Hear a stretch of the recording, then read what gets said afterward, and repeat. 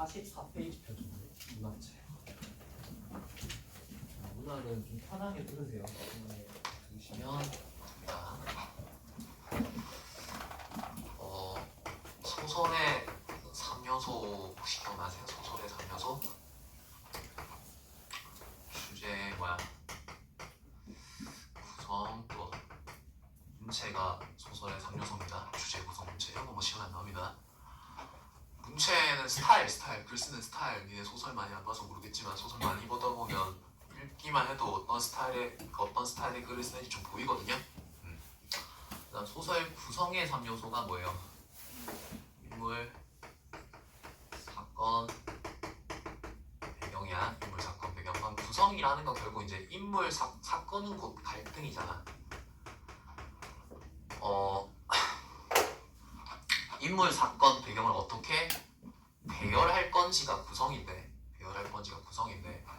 저번 주에도 이야기 때 했다시피 이게 이제 문학은 내용과 형식으로 이루어져 있다고. 내용과 형식. 그래서 작가가 전달하고 하자는 어떤 뭐가 있을 거야?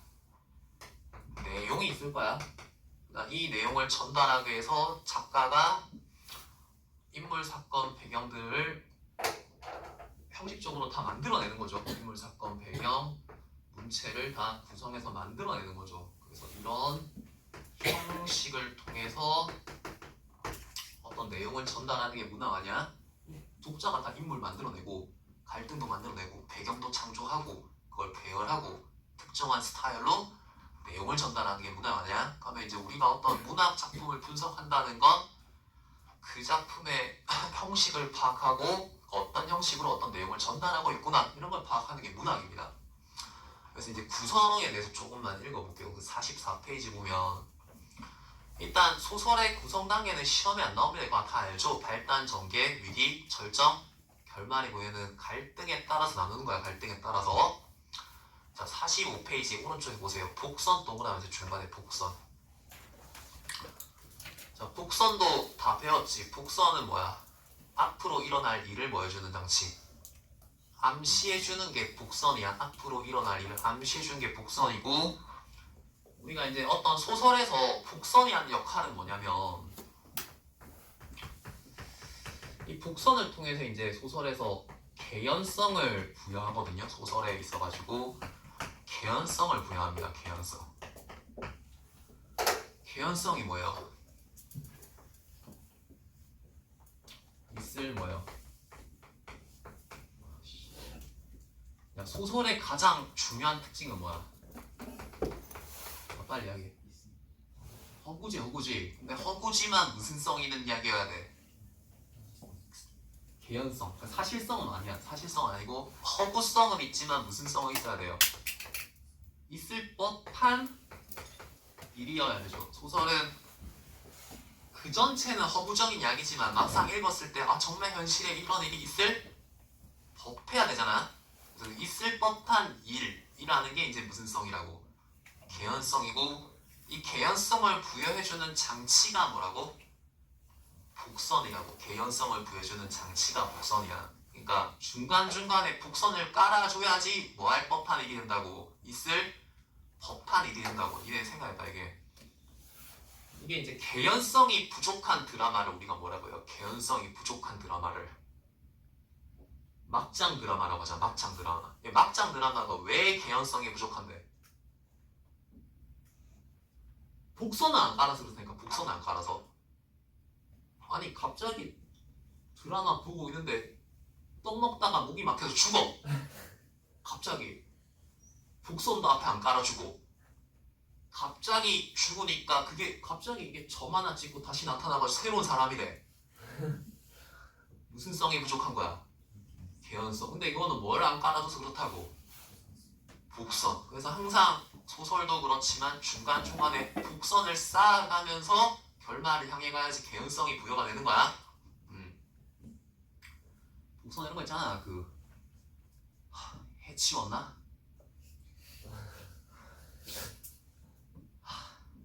복선이죠.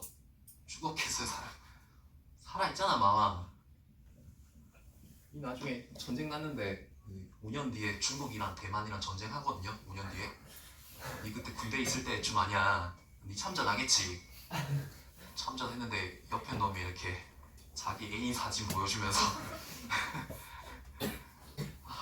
이 전쟁이 끝나면 그녀와 결혼하겠어 이래요. 이 새끼 지금 뭐 깔고 있어요? 곡선 깔고 있죠. 방에 항상 얘 옆에 있으면 돼, 안 돼? 안 되죠. 같이 수류탄 맞고 죽을 수 있습니다. 곡선 충실히 깔고 있잖아. 이런 게 이제 곡선이고, 곡선은 이제 무슨 성 부여한다? 개연성 부여하니까 그런 장치들을 우리가 구성들을 봐야 돼. 분명히 작가는 중간중간에 뭘 깔아둘 거야.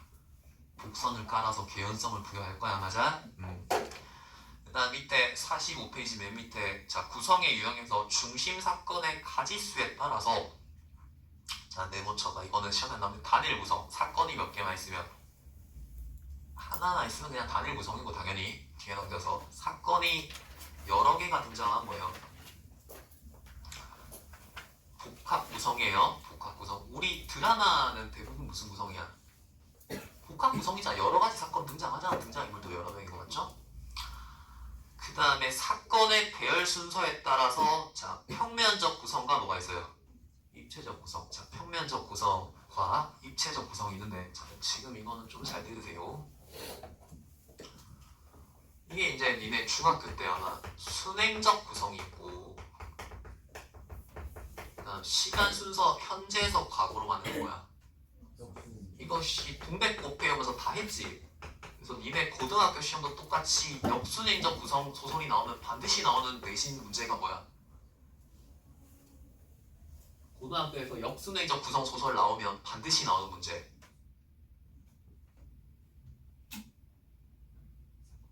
그 사건 배열하는 거. 그 동백꽃에서 그거 많이 했잖아. 가나다라마 배열하는 거 원래 순서대로 맞아? 네. 근데 이제 순행적 구성 같은 말이 평면적 구성입니다. 그 다음에 역순행적 구성 같은 말이 뭐예요? 입체적 구성입니다.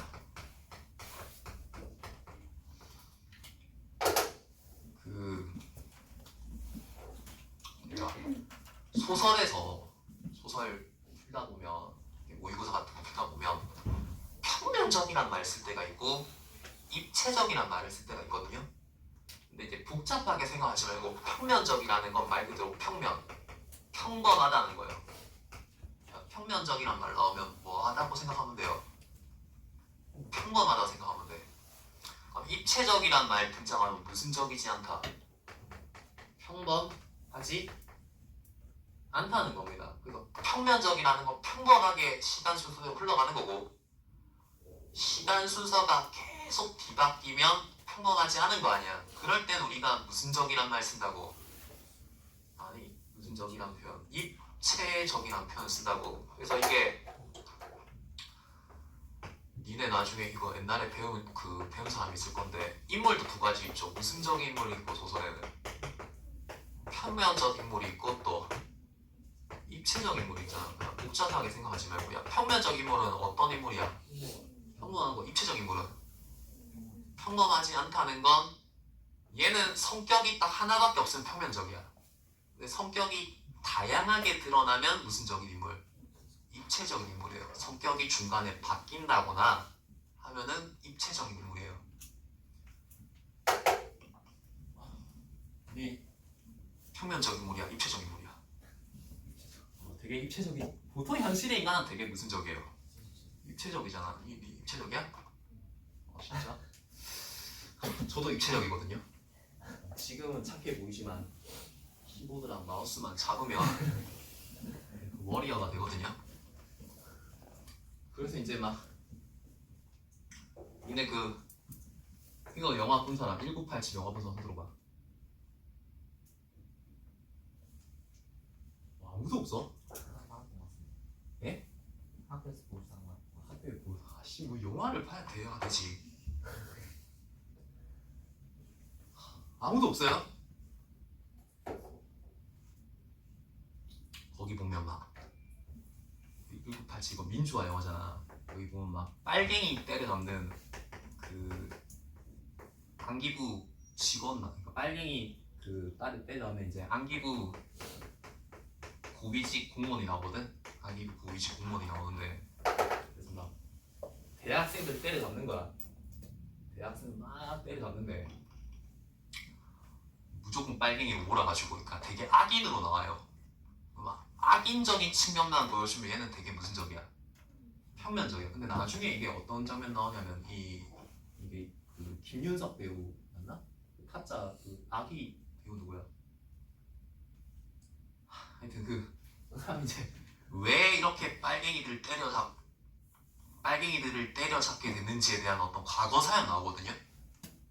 과거에 막 자기 집에 있던 하인이 공산당에 이렇게 북한에 들어서니까 그 하인이 갑자기 이 하인이 굶어 죽을 걸 이 집안이 걷어줬어. 지주 집안인데 걷어줬는데 갑자기 빨갱이 세상에 오니까 와가지고 악덕 지주 물러가라 해서 이 빨갱이들이 자기 엄마 아빠 다 죽인 거야. 그래서 자기가 빨갱이 때려잡는 안기부 고위직 공무원으로서 계속 뭐 이렇게 공산주의자들 붙잡고 다닌다고 막 무슨적인 인물로 바꾼 거야. 입체적인 측면을 보여준 거지. 사람은 되게 입체적인 거 아니야. 근데 이제 소설에는 되게 성격이 한 면만 나오는 인물도 있고 의미잖아. 니네 그 만화책 같은 거 보면 처음부터 계속 악인 나오다가 마지막에 어떻게 해요? 알고 보니까 착한 놈이는 되는 거 있죠? 원래는 이제 빌런이었다가 얘 어떤 왜 흑화했는지 사연 나오면서 마지막에 동료되고 이런 거 있잖아. 평면적에서 뭘로 바꾼 거야? 입체적인 인물로 바꾸면서 이렇게 전환된 거죠. 그럴 때 쓰는 말이 무슨 적이다? 입체적. 그러니까 다 필요 없고 모의고사 풀다가 입체적이다 이런 표현 나오면 어떻게? 뭔가가 뒤바뀌거나 변화가 있다 이런 식으로 이해하시면 됩니다. 그 다음에 오른쪽에 이야기의 구성 방식에 따라서 병렬적 구성 네모쳐놔. 병렬적 구성. 야, 병렬은 알죠? 병렬은 대등하게 나열되는 게 병렬 아니야. 대등하게 나열되는 거. 아 진짜 알지? 직렬 병렬 알죠? 그러니까 이제 어떤 사건 보여주다가 동시간대에 일어나는 다른 사건 똑같이 보여줄 때 이게 이제 무슨적으로 보여주고 있다. 병렬적으로 나열하고 있다. 그러니까 이제 런닝맨 같은 거 보세요. 무슨 예시는 아무것도 모르겠다. 유재석 파트 보여주다가 다른 B조 이야기 보여주면 A조 이야기 서술하고 B조 이야기 서술하고 이렇게 하면 병렬적이다 이렇게 쓴다고. 병렬 나열하는 거. 병렬은 뭐 대등하게 나열한다니까. 어떤 장면 보여주다가 같은 시간에 다른 인물의 장면 이렇게. 병렬 알잖아 솔직히 병렬을 참. 요즘 애들은 그 꼬마 정구 안 했냐? 초딩 때 그 꼬마 정구 해가지고 직렬 연결하면 해서 전구 다 터뜨리고 그런 놈들 있잖아. 전전치 한 6개 연결해가지고 전구 다 터뜨리고 이런 놈들 있잖아. 요즘에 안 그래요? 자, 그 다음에 액자식 구성. 자, 액자식 구성은 이렇게 그림 하나 그려주세요. 액자입니다, 액자. 액자식 구성은 이제 이야기 속에 뭐가 있는 거예요? 이야기. 그래서 이렇게 바깥 이야기를 뭐라고 합니까? 이게 바깥 이야기. 외화라고 하거든요. 바깥 이야기. 그 다음에 이 안에 등장하는 안쪽 이야기 뭐야? 내화. 그래서 보통 액자식 구성으로 시작되는 그 알라딘 영화 보는 손으로 봐. 알라딘 영화도 액자식 구성 아니야? 아, 잘 너무 오래돼서 기억 안 난다. 맞아? 처음에 첫 장면 뭐야? 사람가 죽으라. 그 애들한테 그 누구야 그 흑인 배우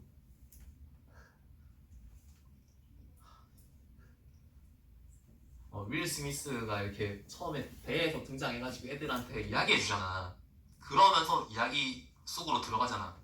아라비안 나이트 하면서 일종의 무슨 식구성이에요. 뭐 집에 가서 봐라. 그 알라딘 재밌잖아. 자, 그리고 이제 액자식 구성 제일 많이 쓰는 게 이제 몽자류 소설들에서 많이 쓰거든요. 몽자류 소설. 야, 뭉자류 소설이 뭐야? 뜻만 보고 이야기해봐. 뭉이 뭔데? 꿈. 그래서 보통 소설 중에 이런 거 있죠. 현실에 있다가 어디로 들어가서 꿈으로 들어가서 꿈 속에서 펼쳐지고 다시 어디로 현실로 돌아오면 뭉자류 소설도 일종의 액자식 구성입니다. 뭉자류 소설이 대부분 액자식 구성. 니네가 그 카카오 웹소설 같은 데서 보는 그 이세계물들 있죠? 무슨 식 구성이야 다. 현실의 박윤현이 오늘 수업 마치고 집에 가다가 트럭에 치여가지고 이 세계로 가지. 이제 갑자기 엘프가 깨어서 용사님 일어나세요 하고 이렇게 막 물리치고 다시 현실로 돌아가지고 모든 게 꿈이었다고? 내 옆에 막 엘프가 준 팔찌가 껴져 있고. 무슨 식 구성? 알겠습니까? 그다음 거 펼쳐가 그 뒤에 이거는 수능에 안 나옵니다. 이거 수능에 안 나오니까 그냥 피카레스크 구성이 있고 옴니버스 구성이 있는데 그 피카레스크식 구성은 이거 듣기만 하세요. 피카레스크식 구성은 하나의 작품 아래 여러 개 에피소드들이 엮여 있는 거 있죠. 옴니버스도 하나의 작품명 안에 여러 개의 이야기가 이렇게 엮여 있는 거 있죠. 근데 이제 피카레스크식 구성과 옴니버스식 구성의 차이점 뭐냐면 피카레스크식 구성은 등장인물이 동일해요. 등장인물이 이야기마다 동일하고 동일한 인물들의 각각 다른 에피소드가 펼쳐지는 거야. 이런 건 일종의 피카레스크식 구성이거든. 인물은 안 바뀌어. 그러니까 대표적인 게 시트콤 보십니까? 시트콤 보면 뭐는 안 바뀌어요? 인물 안 바뀌죠. 근데 인물 안 바뀌고 그 인물들 사이에서 펼쳐지는 다양한 에피소드를 1화, 2화, 3화 이렇게 지시하잖아. 일종의 무슨 식 구성? 피카레스크식 구성이고. 야, 니네 런닝맨도 뭐야? 일종의 피카레스크식 구성의 그 예능이지. 인물은 안 바뀌잖아.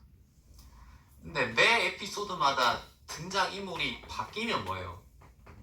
옴니버스야. 등장인물이 바뀌면 그 영화 드라마로 치면은 기묘한 이야기 아세요? 기묘한 이야기 아는 사람? 같은 작품 기묘한 이야기 아래 각각 완전 다른 기묘하다는 주제 아래 다른 에피소드들이 펼쳐지는 거 있죠? 서프라이즈는 봤어요? 서프라이즈 진실오군 거짓 해가지고 이야기면 한 3개 나오잖아. 진시로 다 이게 일종의 등장인물까지 완전히 바뀌잖아. 이런 거지. 옴니버스식 구성입니다. 이거 한번 들어만 두세요. 그 다음 오른쪽 페이지에 무슨 구성이 있어? 여러 구성 메모처럼 여러 구성. 이게 이제 소설 중에 이제 여러 형식의 구성이 있는데 여러 하면 여행 생각하면 돼요. 여행길. 그래서 소설 읽으면 어떤 특정한 장소에서 다른 장소로 이렇게 이동하면서 펼쳐지는 이야기 있죠. 이동하면서 펼쳐지는 이야기. 일종의 이제 그런 거 우리가 무슨 구성이란다? 여러 구성이랍니다. 여러 구성. 그 여기다가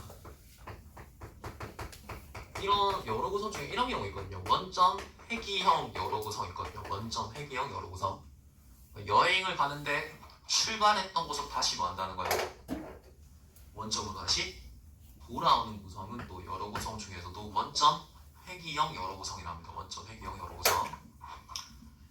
밑에 애시 이건 보자. 제목이 뭐야? 만세전이죠.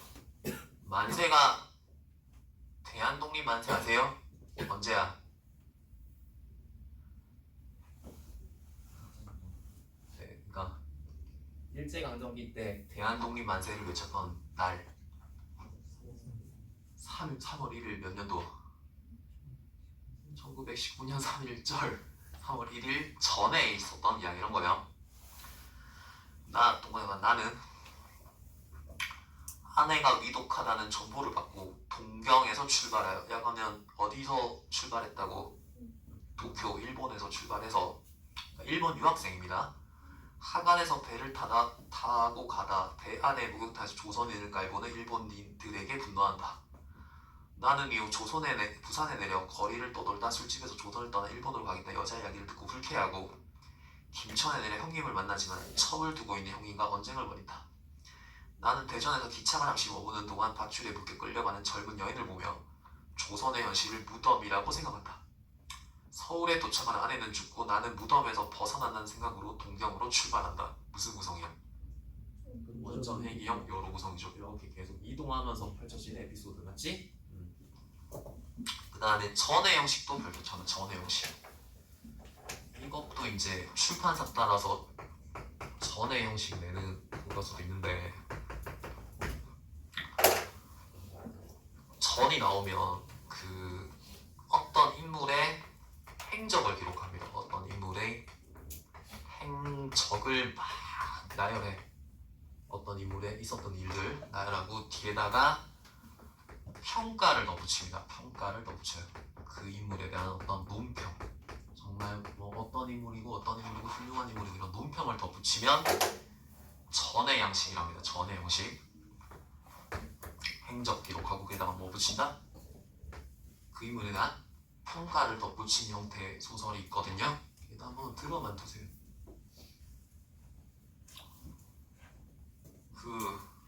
니네 인물 열전 이런 거 들어봤어요? 아 생각해보니까 막 유튜브 보니까 악인전 이런 거 뜨던데 그 무슨 뭐 악인들에 대한 행적 기록하고 뒤에다가 막 평가도 붙이는 유튜브 있던데 그게 일종의 전의 형식이야. 그 삼국지 같은 역사책들에서 많이 쓰는 소설 방식이고 역사책에 다 역사 소설하다가 중간에 어떤 중요한 역사적 인물의 행적 쫙 기록하고 그 뒤에 역사가의 그 인물에 대한 뭘 덧붙여요. 평가를 덧붙인다. 근데 소설도 그런 식으로 쓰는 경우 있는데 많이 등장하진 않는데 가끔씩 전의 형식 등장하는 경우도 있으니까 알고 계세요. 오케이? 나중에 니네 고등학교 가면 공방전 이런 거 배울 거야. 고등학교 2학년 때 공방전 배워서 한번 들어봐. 나중에 배울 거야. 그런 건 나중에 전의 형식 이야기를 할 거야. 그때 가서 해도 안 늦습니다. 얘도 그냥 알고만 계시고.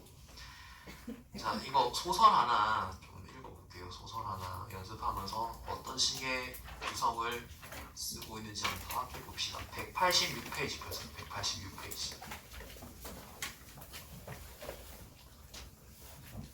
조금만 집중해서 보세요. 자, 니네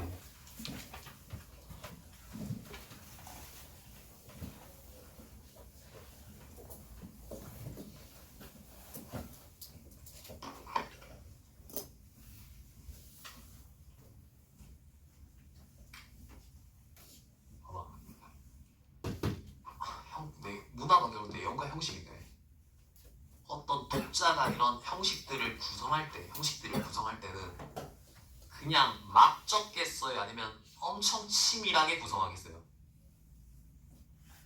물론 그 니네가 그 카카오에서 보는 웹소설 있죠? 이거 구성도 안 해 그냥 막 적어요. 펜 가는 대로. 웹소설 쓰는 사람 들어봐. 막 처음부터 막 전체 조건을 다 구성할 거 아니야? 그것도 있잖아. 니네 웹툰 보는 사람 들어봐. 웹툰도 이제 구성 엄청 잘하는 작가들도 있지. 응?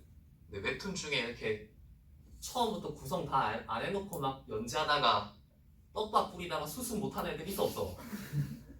떡밥만 졸라 뿌리다가 나중에 수습 안 해서 수습 못해가지고 있어요 없어요? 근데 니네 읽다 보면 와 진짜 끝까지 결말까지 다 구성 다 해놓고 쓰는 작가들 있지. 당연히 문학적으로 뭐가 우수해요? 구성 다 해놓고 치밀하게 구성하는 게 훌륭한 작품 아니야?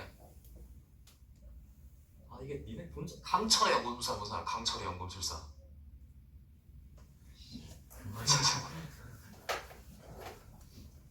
그 뭐냐 그 나루토 본 사람.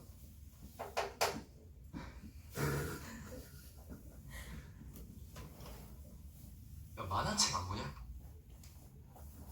드래곤볼 본 사람.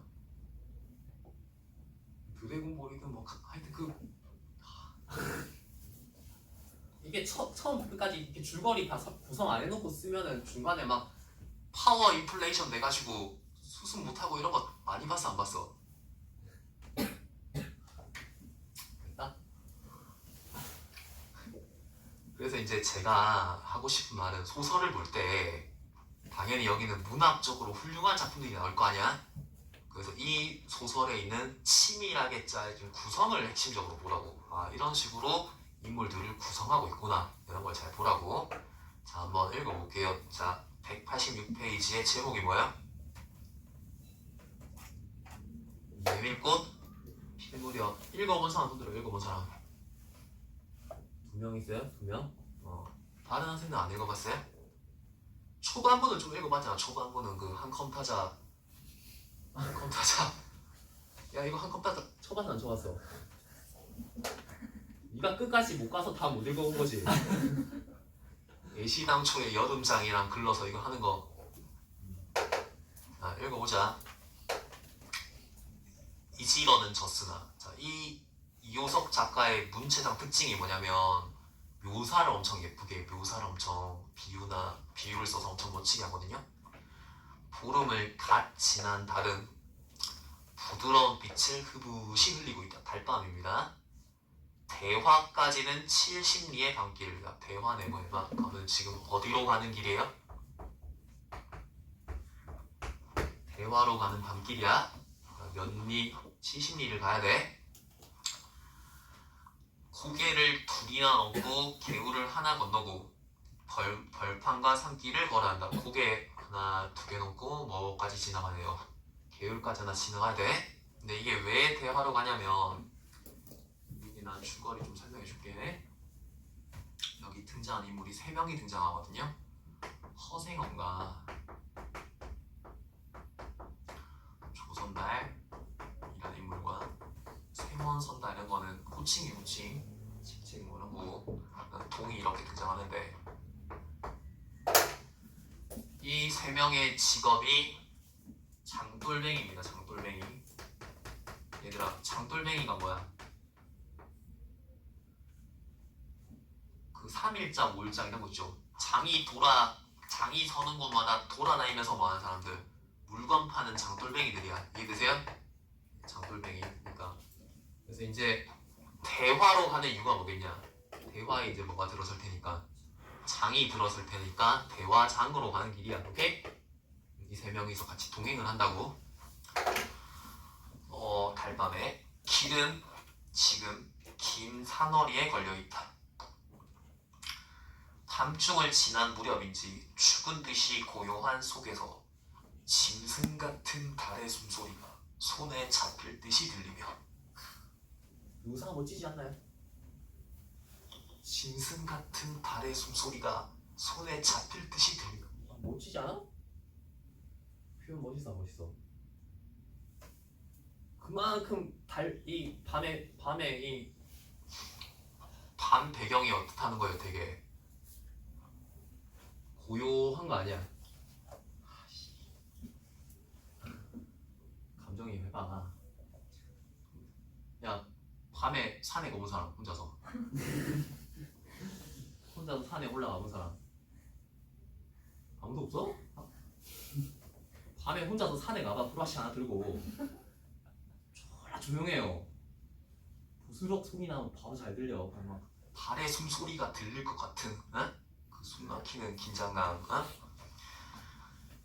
와, 그것도 안 해봤다고? 자, 콩포기와 옥수수 잎새가 한층 달에 푸르게 젖었다.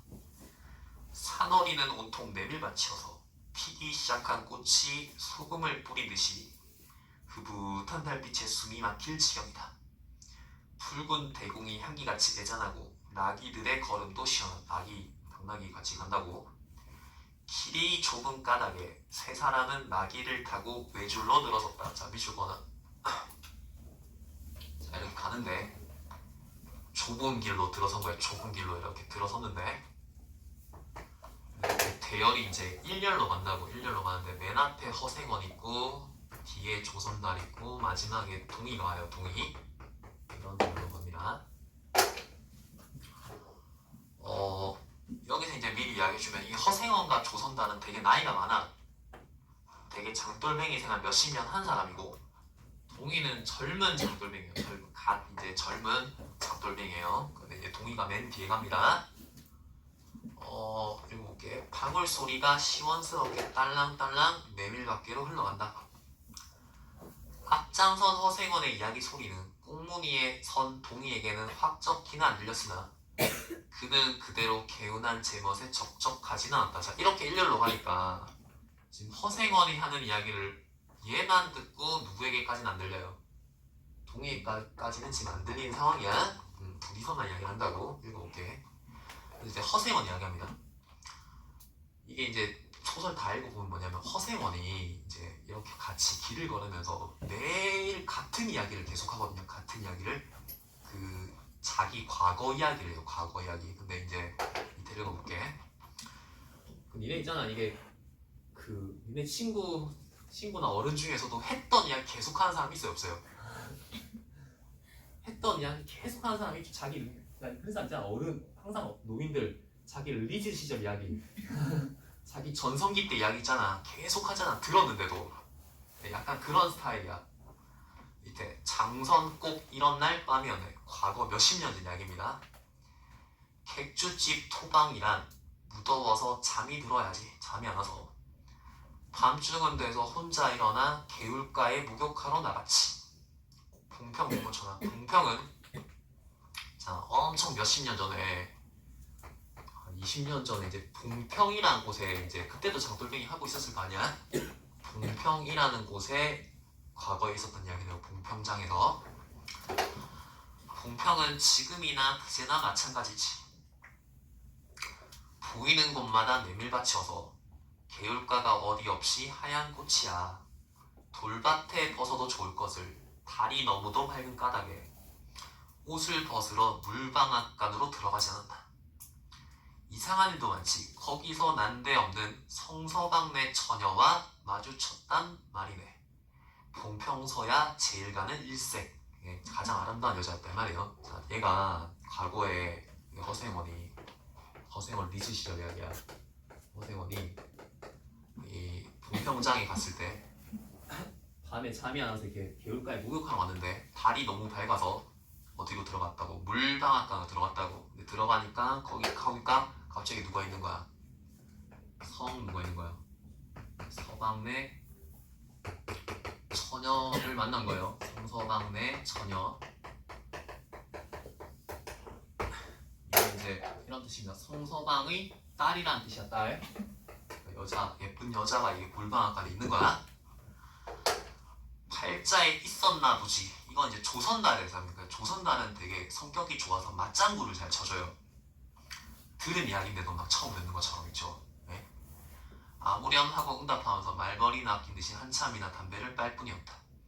구수한 자주핀 연기가 밤 기운 속에서 흘러서 녹았다. 날 기다린 것은 아니었으나 그렇다고 달리 기다리는 논팽이가 있는 것도 아니었네. 처녀는 울고 있단 말이야. 짐작은 되고 있었으나 성서방네 처녀는 한창 어려워서 들고 도망갈 판이었대였지. 한 집안 일이니 딸에겐 늘 걱정이 없을 리 있겠나. 좋은 데만 있으면 시집도 보내려만 시집은 죽어도 싫다지. 그러나 처녀란 울대같이 정을 끄는 때가 있을까. 처음엔 놀라기도 한 눈치였으나 걱정 있을 때는 누그러지기도 쉬운 듯해서 이럭저럭 이야기되었네. 생각하면 무섭고도 기막힌 맘이었어. 자, 보세요. 이게 무슨 일이 있었냐면 무슨 일이 있었는지 알겠어요? 자, 이 성서방의 처녀가 집안이 망해가지고 이제 도망가야 되는 판이야. 그래서 막 울고 있어. 근데 얘가 이제 이 물방아 가서 울고 있는 얘를 위로해 주다가 얼레리 꼴레리 된 거예요. 까지만 얘기할게. 그런 일이 있었던 거야. 그럼 이거는 이제 약간 이게 나중에 이거 소설 풀러 이거 뭐 허생원이 평생 동안 여자한테 인기가 없어. 이게 이야기 다 알고 보면 계집이랑 인연이었거든요. 딱 하루 뭐야? 얘 인생에서 딱 하루 뭐예요? 여자와 여기까지만 할게. 이게 나쁘게 이야기하면 뭐예요? 하룻밤의 사랑. 근데 근데 얘는 그게 이제 얘 인생의 가장 큰 뭐예요? 추억이야. 보석 상자 같은 거야. 마음속에. 그 추억. 야, 니네 그 마음속에 과거에 정말 유년기 때 행복했던 기억 하나쯤은 다 있잖아. 있어 없어? 마음속에 다 보석 상자가 있어 없어? 있어 없어? 맞지? 있잖아. 그 얘는 딱 인생에 딱 한 번 진짜 정말 그 행복했던 그 기억이 딱 그거 하나 딱 간직하고 사는 장돌뱅이에요. 그래서 맨날 그래서 이 길 걸으면서 자기 친구한테 이 이야기 계속 하는 거야. 밑에 제천인지로 출행랑을 놓은 건 그 다음 날이었네요. 이 다음 날에 이제 이 성서강의 처녀가 어디로 갔다고? 딱 하룻밤 보내고 제천으로 온 집안이 도망간 거야. 제천이라는 곳으로. 밑에 다음 장도막에는 벌써 온 집안이 사라진 뒤였네. 장파는 소문에 발끈 뒤집혀 오죽해야 술집에 팔려가니까 상수라고. 처녀들 뒷공론이 자자들 하단 말이야. 제천장판을 몇 번이나 뒤적댔나. 허나 처녀의 꼴은 꽁꺼먹은 자리야. 첫날 밤이 마지막 밤이었지. 아 이거 그 뒤로 얘를 찾았는데 어떻게 된 거예요? 못 찾은 겁니다. 네, 이해되세요? 그때부터 봉평이 마음에 든 것이 반평생을 두고 다니게 되었네. 평생인들 잊을 수 있겠네. 그래서 얘는 무슨 추억이든 장돌뱅이잖아. 무슨 장은 무조건 안 빼놓고 가겠어요. 봉평장은 무조건 가요. 왜냐면 자기의 단 하루 아름다웠던 추억이 있는 장소 아니야. 무슨 말 알겠어? 밑에 이해되십니까? 이게 니네 못 느낄 수 있는데 이렇게 못생긴 남자 네, 죄송한데 나중에 대학 가면 어떤 여자가 네 번호 딸 것 같아요? 그러니 안 생기겠지. 혹시 생기면 사기겠지. 사기나 도를 아십니까? 이거 의심 무조건 해야겠죠. 근데 네가 만약에 이제 진짜 정말 말도 안 되게 여자랑 이렇게 여자가 네 번호를 땄어. 그날을 뭐 하겠어요? 있지. 못하고 그 마음속에 간직한 네 잊으시를 아냐. 나에게도 뭔가 이런 내가 매력이 있는 무슨 느낌인지 알겠어요? 예. 그럼 그 장소 맨날 갈 거 아니야. 번호 따인 장소로. 자, 옛날 생각이 나네요. 자, 옛날 이야기 해줄까요? 저도 이제 인기는 없었는데 아웃사이더였으니까. 근데 내가 옛날에 그 PC방에서 이제 게임을 한 14시간씩 할 때, 매일매일 14시간씩 할 때가 있었거든요. 보통 이제 오후 한 5시 일어나가지고 PC방에 가서 밥 먹고 한 6시쯤에 PC방 가서 새벽 한 8시? 아침 8시 가서 게임 하다가 이제 집에 와서 또 다시 자고 이런 시절이 있었는데, 그래도 이제 오후 5시 일어나가지고 PC방 가려고 친구한테 카톡으로 꼬고 이렇게 하고 PC방 가려고 하는데 횡단보도 서 있었거든. 횡단보도 서 있는데 엄청 뭔가 이제 예쁜 여자가 있는 거야. 원피스 되게 화려하게 입은 여자가 있는 거야. 당연히 이제 여자가 있구나 이랬는데 갑자기 저한테 오는 거예요. 와가지고 저기요 이러는 거예요. 저기요 해가지고 그 처음에 이제 나를 부르는 거 알지만 못 들은 척 했거든요. 그래서 저 말이에요 이랬거든요. 저 부르신 거예요? 그러니까 뭔가 말도 안 되는 일이 벌어진 거 아니야? 차비가 없는데 돈 좀 빌려주면 안 되냐고. 근데 다 하루의 날이냐. 차비가 없어서 돈 좀 빌려달래. 그래서 나한테 2,000원만 달래. 그래가지고 이제 제가 뭐라 하냐, 지금 현금? 아니 왜 그때 내가 뭐 있으냐면 그때 내가 인터넷 뉴스 보다가 무슨 뉴스를 많이 봤었냐면 그 고속버스 터미널 같은 데 있죠. 거기서 막 그 젊은 여자들이 사기 치는 거 있죠. 자기 차비 없어서 차비 지갑 잃어버려서 한 2만 원 이게 차표 2만 원만 주시면 제가 집에 가서 계좌 이체하겠습니다. 이런 사기가 있대. 그 그것만 거기 터미널 하고 있는 사람들이 있대. 내가 이거 듣자마자 바로 이건 거다. 사기다 해가지고 저 돈 없어요 하고 바로 갔거든요. 그래서 PC방에서 이제 게임 한 3시간 하다가 곰곰하게 생각을 해봤어. 생각해보니까 야 이거 사기면은 적어도 한 2만 원 달라고 해야 되는 거 아니야? 근데 얼마 달라고 했어? 2,000원 달라고 했잖아. 정말 사실 사기일까요 아닐까요? 진짜 차비가 없었던 게 아닐까? 아직도 미스테리입니다. 자, 뭔 소리야? 하여튼 그날을 야 알겠지? 감정이 돼요? 그래서 이제 수 좋았지. 그렇게 신통한 일이나 쉽지 않아. 학용 못난 것 얻어 새끼 낳고 걱정 늘고 생각만 해도 진절이 나지. 이게 조선달 대사입니다. 그러나 늙음악 바지까지 장돌뱅이로 지내기도 힘든 노릇 아닌가. 나는 가을까지만 하고 이 생에 와도 하직하려네.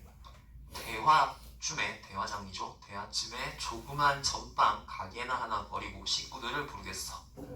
사시장철 뚜벅뚜벅 걷기란 여간 일의 야제에서 조선달에 이제 올해까지만 장돌뱅이 하고 정착하겠다는 이야기를 하는 거예요. 그 다음 대사 가로 열어봐. 옛 처녀나 만나면 같이나 살까. 난 거꾸러질 때까지 이 길 걷고 저 달 볼 때까지 가로 열 닫으세요. 이게 이제 조선달에 이제 장돌뱅이 생활 언제까지 하겠다고? 올해까지 하겠다 하니까 얘는 언제까지 하겠대? 죽을 때까지. 네? 장돌뱅이 생활 하겠다고 하지. 근데 앞에 조건이 뭐라고? 옛 처녀나 만나면 같이나 살까? 옛 처녀는 성서방의 처녀를 다시 만나면 같이 살까? 나는 죽을 때까지 장돌뱅이 생활할 거야. 이 대사잖아. 두 글자로 이야기해봐. 잘하는데? 왜 저기 복선? 왜 북선인지 이야기해봐. 이런 말 하면 어떻게 돼요? 이 처녀를 다시 만나게 되는 거 아니야? 몇십 년이 흘러도 멋지죠. 그러니까 산길을 벗어나서 큰 길로 튀어졌다. 꽃무늬의 동이도 앞으로 나서서 나귀들은 가로로 늘어섰다. 이제 대열이 바뀐 거야. 대열이 이제 모두가 이렇게 일렬로 선 거예요. 일렬로 세 명이서 이렇게 큰 길이니까 그래서 이렇게 가는 겁니다.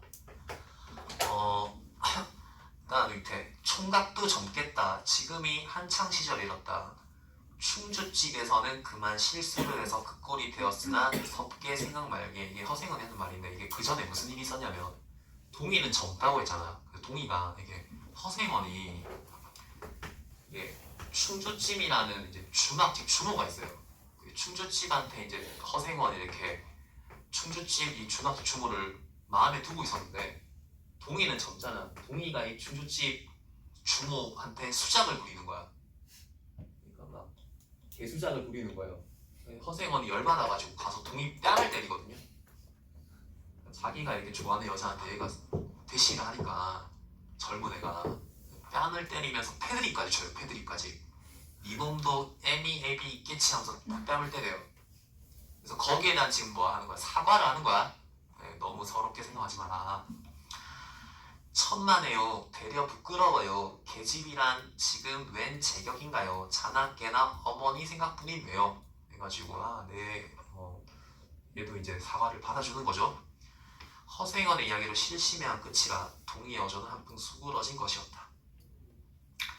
아비 어미란 말에 가슴이 터지는 것도 같았으나 이게 내가 패드립 치어서 때렸다 했잖아. 니도 엄마 아빠 깨치 하면서 때렸다 했잖아. 제겐 아버지가 없어요. 피부치라고는 어머니 하나뿐이걸요. 자, 여기서 이제 줄거리 이거 들어가. 이야기해봐. 어떻게 되겠냐. 엄마가 있는데 아버지가 없대.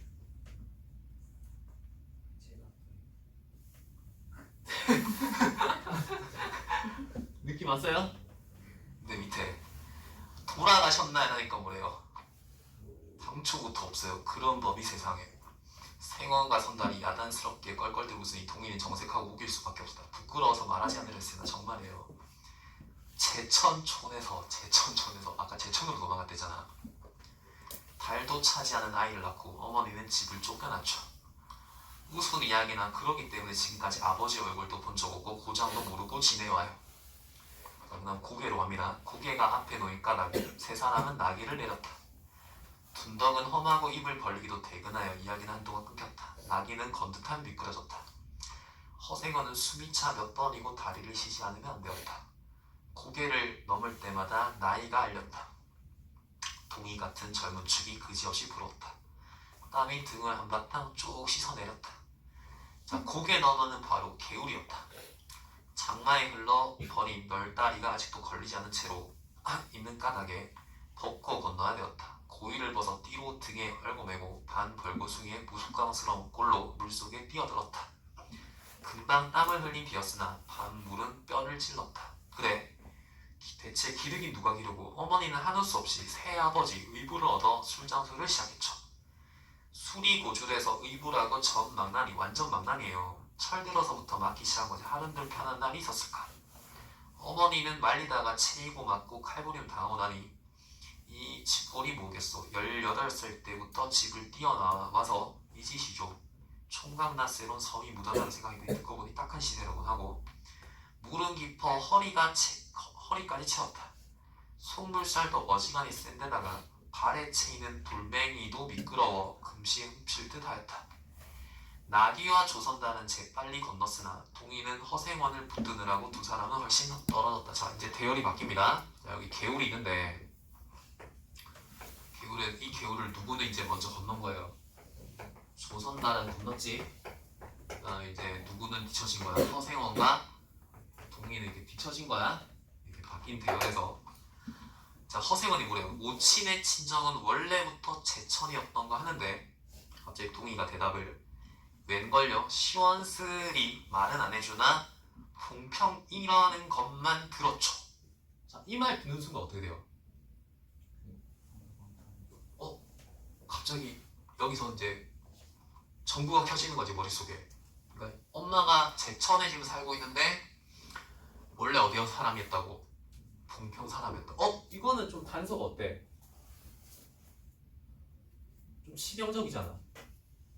알겠어? 그래서 이제 밑에 봉평 그래 그 아비성은 무엇이고 알 수 있나요? 도무지 듣지를 못했으니까 그렇겠지 하고 중얼거리며 흐려지는 눈을 까물까물하다가 허생원은 경망스럽게도 발을 빗비겼다. 앞으로 굳구라시켜 바쁘게 몸째 풍덩 빠져버렸다 해가지고 빠진 거예요. 갑자기 이제 정신적인 뭔가 충격을 받아가지고 빠진 거야. 빠지고 그 이후에는 이제 빠진 허생원은 동이가 업고 가요. 젊은 애니까 업고 가면서 허생원은 이제 얘가 내 뭘지도 모른다 생각하는 거야. 아들일지도 모른다 생각하면서 이렇게 뒤에 등에 엎여가지고 너무 따뜻해 이러거든요. 혈육의 정을 느껴요. 너무 따뜻해 이런 그다음에 나중에 내려가지고 같이 가는데 가면서 이제 뭐라고 하냐면 여기 대화장 끝나고 어디로 가자. 지금 어머니가 이제 제천으로 가자 하면서 끝나. 이 제천으로 가서 뭐 하는 거야? 성서방의 전현실을 뭐 하겠다. 확인하겠다는데 이게 열린 결말로 끝나요. 열린 결말 아닐 수 있지. 그러고 또 재밌는 장치가 이 소설 다 읽어보면 허생원이 왼손잡이거든. 근데 마지막에 딱 보면 동이가 이렇게 나귀를 들고 가는데 채찍을 왼손에 들고 있어. 허생원도 왼손잡이고 얘도 왼손잡이니까 또 단서가 하나 더 추가됐잖아. 근데 왼손잡이 유전 돼요 안 돼요? 유전 안 돼요 왼손잡이. 제가 찾아봤는데 아니래요. 유전이랑 상관없대요. 근데 이제 이것도 이제 문학적인 상상력 아니야. 그래서 내 아들이 아닐까 이러면서 끝나거든. 아름다운 소설 아니에요? 혈육의 정. 네, 이런 거. 근데 봐봐. 자, 그러면 내가 오늘 보라는 게 이제 이거 우리가 소설을 독해하는 건 이 소설에 쓰인 어떤 치밀한 구성을 분석하는 거라고. 자, 대열이 이렇게 됐다가 나란히 늘어서고 마지막에 이렇게 되잖아. 자, 이렇게 대열을 구성함으로써 나타나는 효과가 뭐야? 왜 이렇게 대열을 구성한 거야? 대열이 왜 이렇게 바뀌어간 거예요?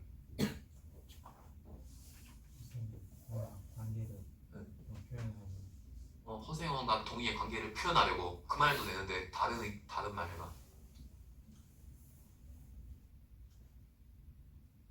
다른 의견. 멋있게 얘기해봐. 지금 첫 장면에서 이제 동의는 허생원 과거 이야기 못했지.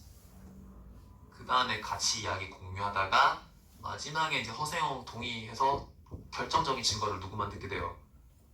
엄마 고양이 봉평에다 허생원만 듣게 돼. 조선달 못 듣지.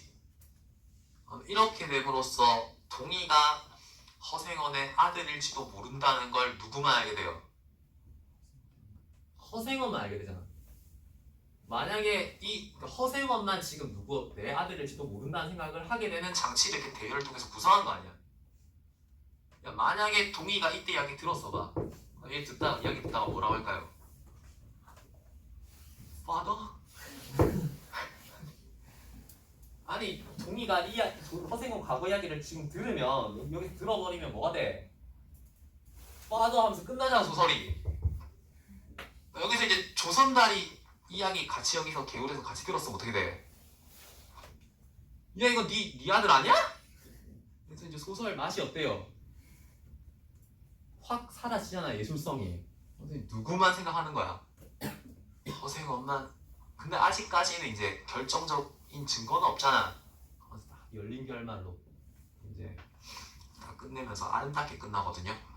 너무 아름답지 않나요? 그래서 그 한 컴타자 맨 첫 번째 작품으로 있는 거야 이 작품이. 묘사도 아름답고 구성도 치밀하잖아. 알겠어? 그런 거 도서는 분석하시는 겁니다. 세 문제 푸세요 세 문제.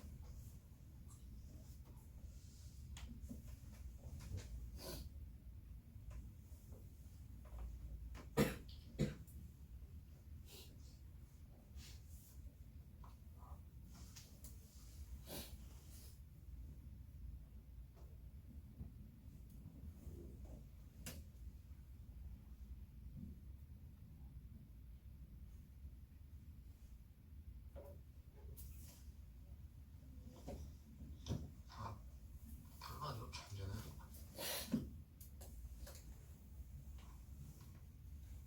1번의 정답 뭐야? 4번이죠. 이게 뒤로 갈수록 조선다리 역할은 어떻게 돼요? 약해지잖아. 이거 네모가 조선다리인 거 알겠어? 빠지잖아 마지막에.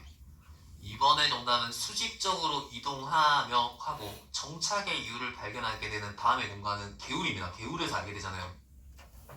수직적으로 이동하는 거 어디야? 개울 전에 있는 뭐예요? 야 수직은 알지? 아래 위 고개잖아 고개. 네? 고개입니다. 그 다음에 3번의 정답은 4번이죠. 이거 자연조화 이런 거 전혀 관계없는 문장입니다. 4번. 그래서 되게 아름다운 소설이죠. 그래서 내가 앞으로 소설 조금 최대한 시간 되는 대로 많이 읽어주면서 어떤 구성적인 장치를 썼는지 같이 읽어드릴게요. 시간이 허락하는 한에서 시나 소설 같은 거 많이 읽어줄 테니까 좀 같이 이런 식으로 분석해보려고 해보세요. 자 오늘 수업 마무리하자.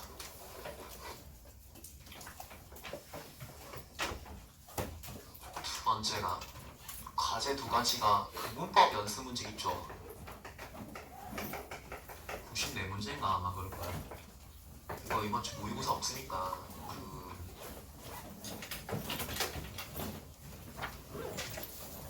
제가 카페에다가 영국어 카페에다가 올해 수능 애들 성적 다 받아가지고 성적표 올려놨거든. 성적표 올려놨는데 걔네들 고3 때는 문법 수업 하나도 안 했거든. 내가 3년 동안 수업했대잖아. 걔네들 고3 때는 문법 수업 엄매 수업은 한 번도 안 했어. 왜 안 했겠어? 왜 안 했겠냐? 뭐 예비 볼 때 한 번 했지. 하고 내신 때 애들 몇백 문제씩 풀었다고. 완전 고3 되면 완전 자기 거 돼 있는 거야. 고3 때는 비문학 수업밖에 안 했어. 거의 비문학 수업밖에. 지금 확실히 조금은 연습해도 되고. 그다음 2번째가 마지막 이제 오늘 내가 소설 한 세트 해줬으니까 소설 마지막 6주차 9세트 있을 거 아니야. 소설 6주차 9세트. 저번 주 거 뭐 동행 이런 소설 재밌지 않나요? 업구 막 이렇게 나오고 하는 거 있잖아. 업구 나오고 막 키 큰 형사 나오고 이런 거 재밌잖아. 9세트. 그리고 그다음에 얘는 모르면 바로 문자로 질문하세요. 질문하고 진짜 모르면 나한테 하고 나서 붙든가 문자로. 네? 오늘 수업은 여기까지 할게요.